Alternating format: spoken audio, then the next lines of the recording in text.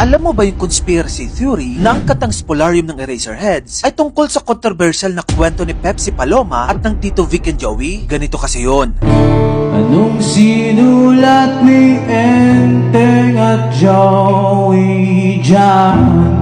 Marami ang nagsasabi na tinutukoy raw dito sina Vic Soto at Joey De Leon na naging bahagi ng malaking kontrobersiya noong 1980s kasama si Pepsi Paloma. Dagdag pa dyan, ang linya sa kantang Hinila Mo Pababa ay sinasabing may kaugnayan daw sa nangyari kay Pepsi bago siya mawala. Ang kwento ng buhay ni Pepsi Paloma ay puno ng misteryo, lalo na't maraming conspiracy theories ang nagsasabi na hindi siya kusang nawala kundi may nagtakip ng katotohanan. Pero ang tanong, totoo bang sinulat ni Ellie Buendia ang kantang ito tungkol sa kanya? Hanggang ngayon kasi, wala pang kumpirmasyon mula sa Eraserheads. Pero sa dami ng clues, kaya naging malaking usapan ito sa mga fans at showbiz insiders. Ikaw, anong opinion mo tungkol dito? Kung bet mo pa na mag-itong content, mag-subscribe ka na sa bagong YouTube channel ko.